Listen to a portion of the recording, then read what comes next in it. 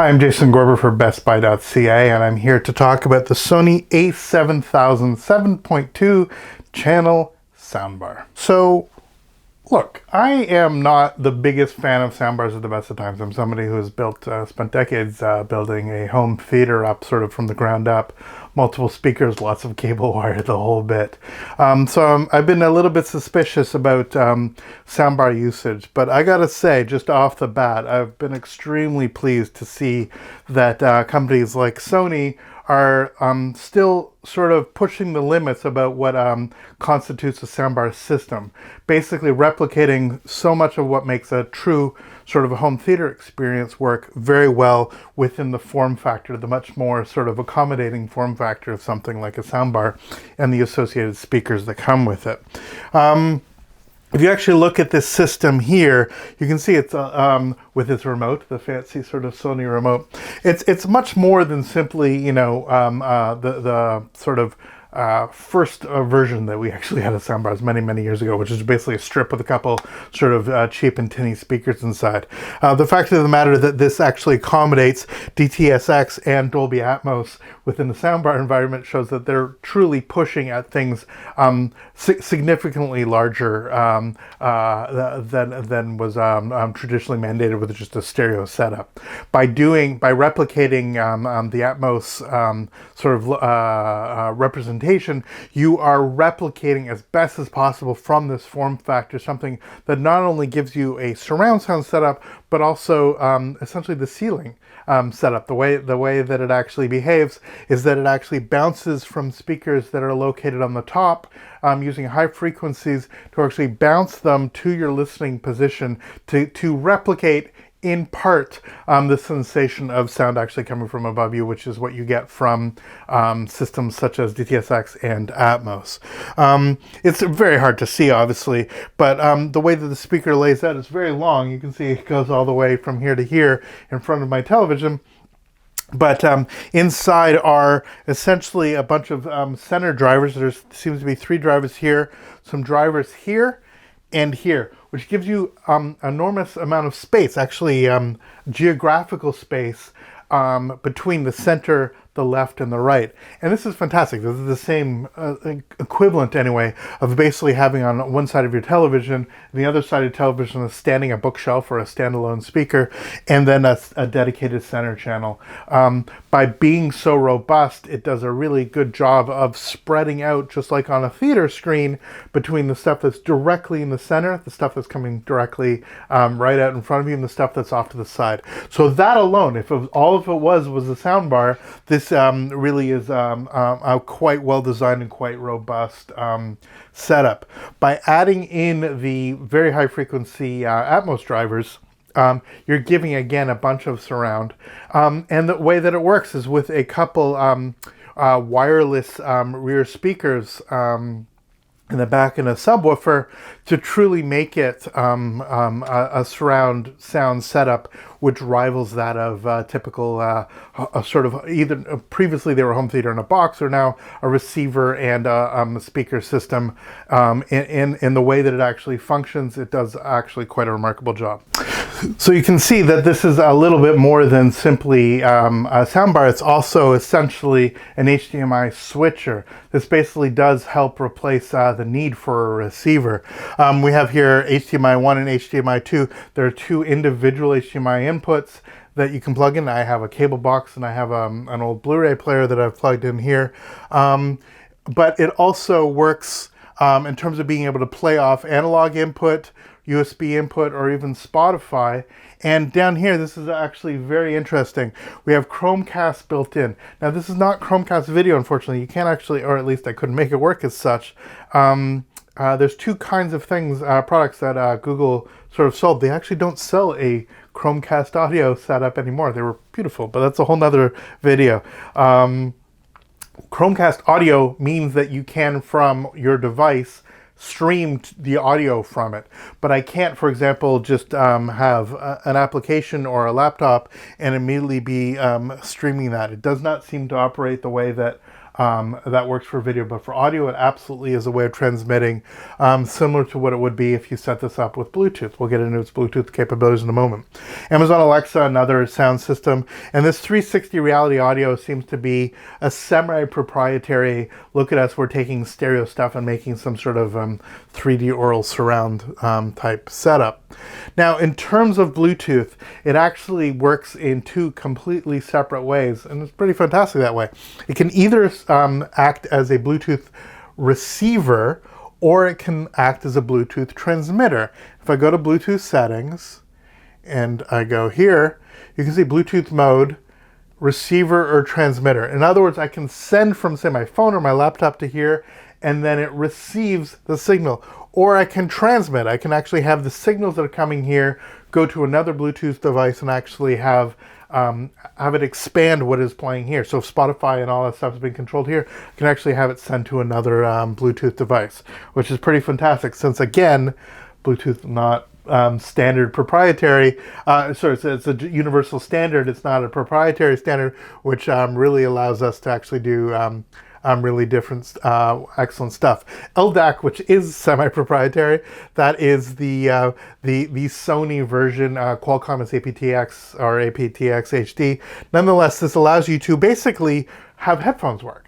So if your TV doesn't do this, this soundbar will actually allow you to transmit to your Bluetooth headphones at very high quality, essentially better than CD quality, the high resolution audio that's coming here. There's a whole discussion about whether or not your Bluetooth device is as good sound as this in terms of digital amplification. That's, again, for a whole nother video. The fact that this will allow you to essentially, you plug all your devices in here, this will send your headphones when you want your headphones, otherwise it'll work as a really nice surround sound system, means, again, for very many people, this is actually a full replacement for any additional home theater setup. This is critical. This will allow you to have the built-in applications on your television not only play on the television, but have the sound go out to the soundbar, just like the inputs on the soundbar are also sending the video in.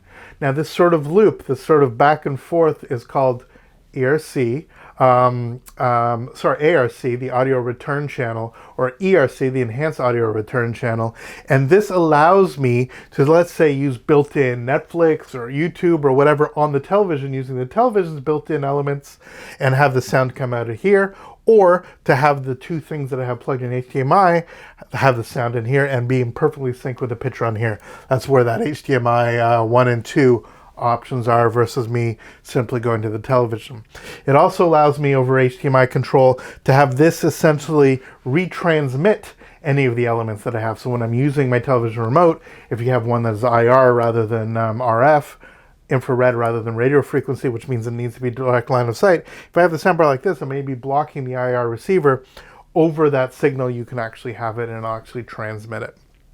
Now, the television that we have at here, this is actually happens to be my sort of spare television, not in my main home theater, which allowed me to hook it up, and it sounds fantastic. It's completely overkill for a room like this, but nonetheless, this is a 2016 model, and it's a model not from Sony.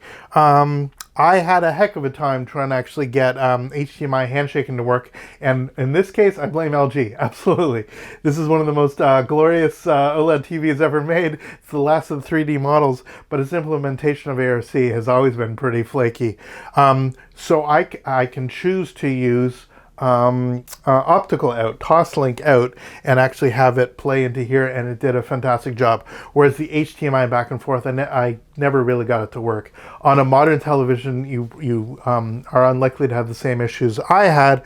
A Sony TV obviously will sync to it directly, but this really is meant to be a universal model, so you should not have the same kind of issues I had. As I said, if you run into HDMI handshaking issues, setting it a toslink with optical out was absolutely a workaround that was that completely solved all the issues I had. And optical actually allows a little bit of that handshaking back and forth in terms of volume control and stuff like that as well.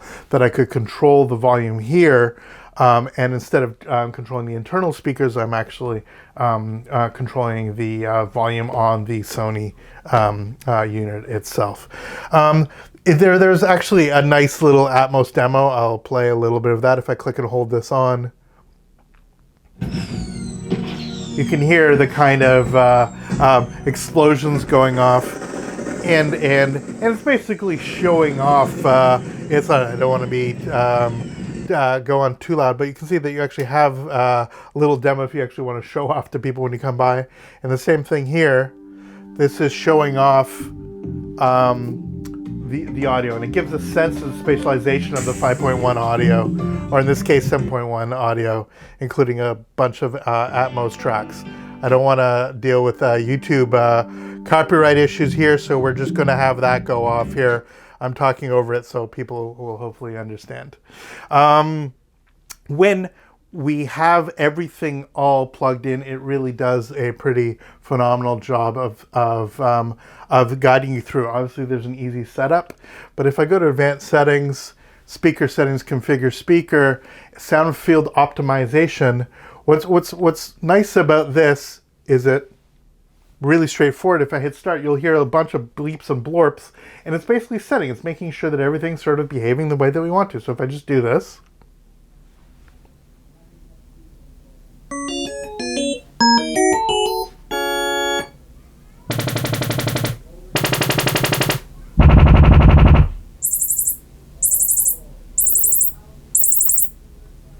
yeah, there we are. We're all set up, showing the layout that we have. We have a subwoofer, we have the bar, and we have the two speakers in the rear. And I'll show you those in a moment. But those last chirps, if you want to sort of rewind a bit and hear those last chirps, those were those top firing speakers, one here, one here. They're really only high frequency drivers, because if you actually had more basically mid or bass information, it really wouldn't do what it's meant to do, which is essentially, again, it's the driver's aimed to go up, bounce off the ceiling, and bounce back down to you, providing a little bit more of drawing from that Atmos height channel and providing a little bit more ambience. Now let's get this right out of the way. This is not a replacement for a true Atmos setup. If you've heard a true Atmos setup either theatrically or at home with proper ceiling speakers or down-firing speakers, this doesn't do that. But it does give a little bit more oomph for Atmos soundtracks, particularly if I had a newer television. There's so much of the streaming services, the Disneys, the Netflixes, the Primes, that actually, many of them will accommodate that type of spatialization, will actually allow playback for that. Or again, I can plug in the HDMI, something like a standalone streaming box or a 4K player or Blu-ray, and it'll actually replicate pretty well those elements that are sort of dedicated towards basically the ceiling speakers. So is it a compromise? Of course it's a compromise. It's one thing instead of you actually hanging stuff on your ceiling. But in terms of that, it does a pretty decent job, and in fact better than I've ever heard from a soundbar. So that's quite high praise, as it were. In terms of the other elements, essentially, again, this becomes the heart of your entire system.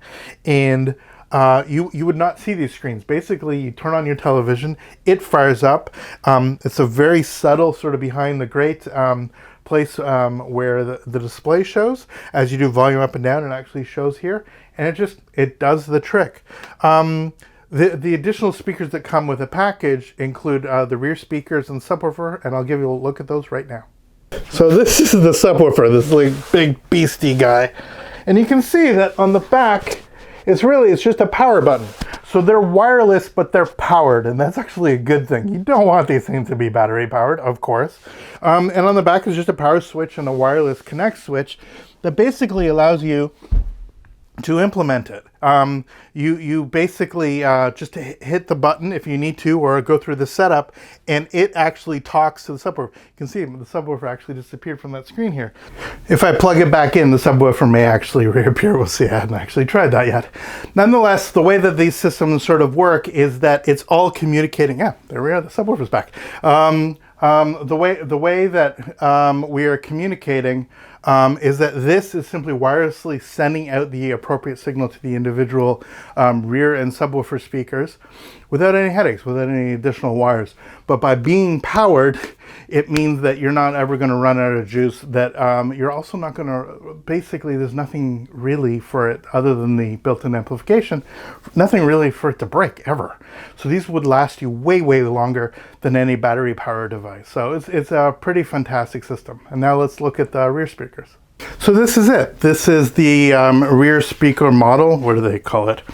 It says rear R, active rear speaker model SARRS3S. They make it very simple. Which one's R, which one's L? The actual construction of it feels like very dense plastic. It's not wood, but it certainly feels like wood. It's textured to look like wood. And again, very similar to the subwoofer, just two buttons, a power on and off, which really you just leave it on because it's all automatic and control from this on the wireless, and a link button, I guess, just to force a link if it's required. There is a screw mount for it to actually mount on a stand. There's also a keyhole. You can actually just drill a screw in your wall and just have it. And these plastic things will actually, on the end, will actually hold it. And then the power cable is actually really clever. It's a 90-degree angle, a little 2-pin, I guess. It's not an IC, but it's one of the cables that go in, a standard cable, but because it's on 90 degree, it allows it to sit really flat against the wall.